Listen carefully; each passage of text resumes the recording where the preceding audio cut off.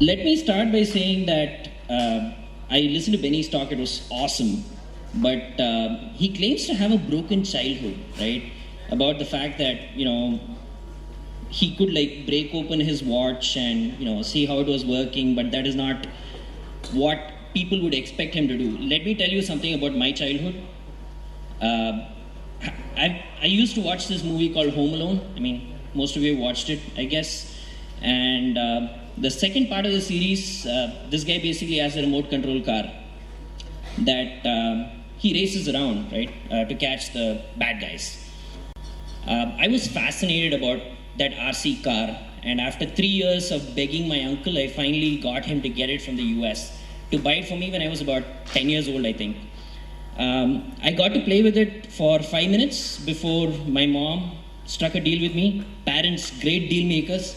She came and said, score an aggregate of 95% in your exams for the next 2 sessions, and I'll let you play with the car.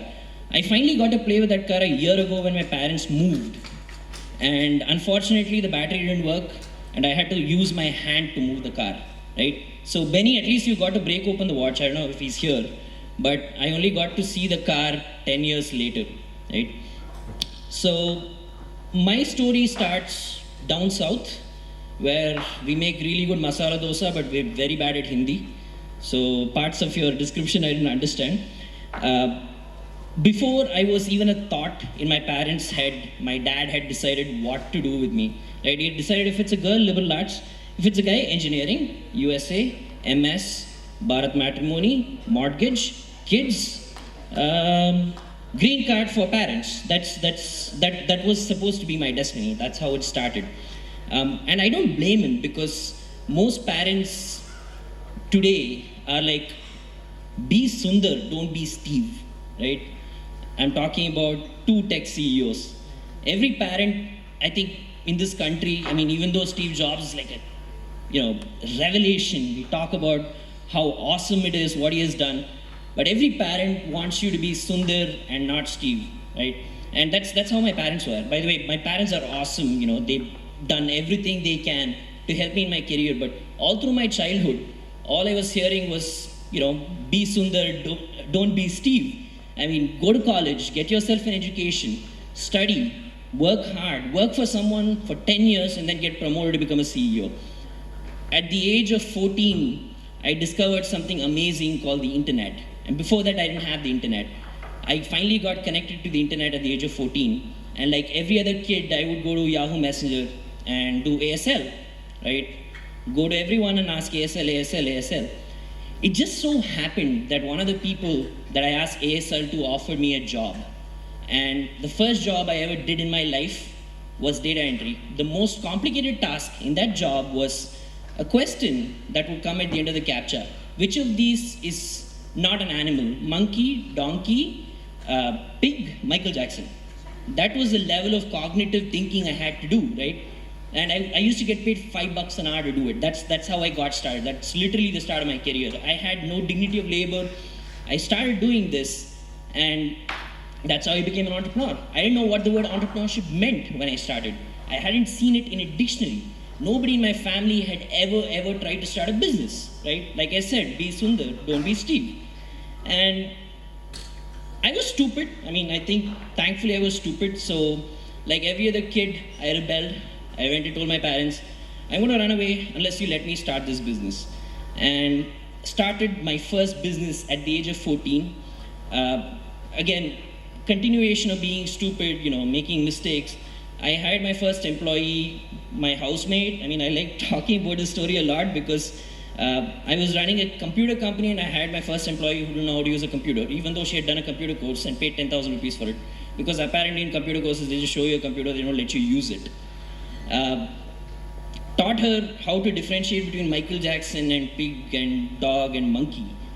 And went from there, like she said, built that business. At the age of 18, I was running a successful operation, and that was when the next big change happened, right? I was going to drop out. Nobody in my family has ever dropped out. In fact, all of my cousins have a master's degree or a PhD. So I did the impossible. I dropped out, and I had to convince my parents, hey, I'm going to be Steve. I can't be Sundar. I just can't do it. I'm not built that way. I convinced them, I sold them, and imagine like doing that to your parents. I mean, coming from a family where it's culturally appropriate to just do what, you would do if you wanted to become Sundar. So, dropped out of college and failed multiple times trying to build that business. In fact, by the time I was 22, I got really bored with what I was doing. I had a very nice business. I call it a farmhouse business because I was making enough gross margins to buy a farmhouse and a BMW. Right? The only sad part was I was not controlling my finances. My mom was, and she would pay me 10,000 rupees a month as salary, which I could use to buy whatever I wanted. But that was not motivating enough for me, right? That was just not interesting enough. So I decided my next big journey would be, I'm going to move to the US and start a software business, right? So I moved to the US at the age of 22. I didn't know anything about the place. In fact, I didn't even know what kind of jacket to wear. Spent 6 months there, spent $250,000 of my own money learning what not to do, right? So I didn't have a VC to back me. VC wouldn't give me $250,000 to try it out. I had to try it out with my own money. And I failed, right? Came back 2 years again, I was working on this business. Again, I tried the same thing, failed again. Third time, I decided I'm going to move to Bangalore. I'm going to do a product business because people tell me I cannot do it. They tell me you got to be this guy, you can't be Steve. So that's how SignUp came to be. So SignUp was founded in 2014, and it was founded because people told me that I cannot do something. Like the common thread in our country is we always talk about cannot. And by the way, this is so distinctive of our country, right? Whenever I talk to someone in the West, now that I live in the West a lot, I spend a lot of time in Silicon Valley and Silicon Alley. When someone is doing something, people never say cannot. They say it's hard. They say it's tough. They say try it out. They don't say cannot. But in India, we're all about cannots. You cannot do it. You cannot do it. You cannot do it. Because as a society, we have just decided certain things are impossible to do. And I think that's a big problem, right? I personally, everybody here, you've created this great event. There's only one thing that, really bothers me. And this is part of my vision for tomorrow, imagining the future. I like the special lunch. I like the special water bottle. I like the special mic. It's really nice. But everybody calls me sir, and I've been telling all the people organizing here, all these wonderful people, don't call me sir. And the reason I don't want to be called sir is I don't deserve a pedestal to be called sir. I'm no different from everyone organizing, everyone attending here.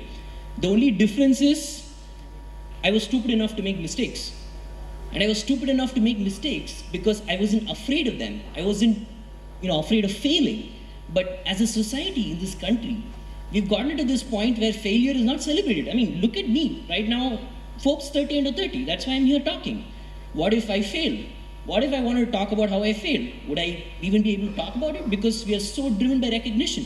Failure is not appreciated. It's not celebrated, which is not good because everybody, Elon Musk, greatest innovator of the century. How many times did the SpaceX rocket explode? It exploded many times before he could launch it into space. We celebrate SpaceX, Tesla going to Mars, but he failed so many times. And that's true of any entrepreneur and innovator. And as a culture, I think if we really, really want to go somewhere in the future, we've got to celebrate failure more than we celebrate success. Because only when you go back and tell the entrepreneur it's okay to fail, are they going to come back with something innovative? Only then are you going to get Steve. Otherwise, you're going to get Sundar. Right? We need Steves. We really need someone who's going to create something unique in this country. That's not happening because, failure is not tolerated. So, my story, my lesson is, I'm not special. I'm stupid. I failed many times. And as I was allowed to do it because people gave up on me, right? I failed, but most of the people here don't get an opportunity to fail because you're told cannot in the beginning, right? You're told you cannot do it. You cannot go out there and fail. But at least one, what my objective of this talk is, if somebody out there is doing something, don't tell them cannot. Tell them it's hard. Tell them, I don't know if it'll work out, but let them do it. Let them fail. Allow them to fail because that's going to make them innovate in the future. Let's embrace failure. Let's celebrate failure. And that's really my vision for the future. By the way, speaking of Forbes 30 under 30, it's actually Forbes 300 under 30. There were 300 people, right? So again, it doesn't necessarily have to be about the tagline. It's got to be about next year, I want you guys to bring someone here who's failed incredibly well. And that's important, and we have to learn from these people, we have to celebrate them, and we have to encourage other people to fail and succeed. Thanks. Ashwin, we need you on stage.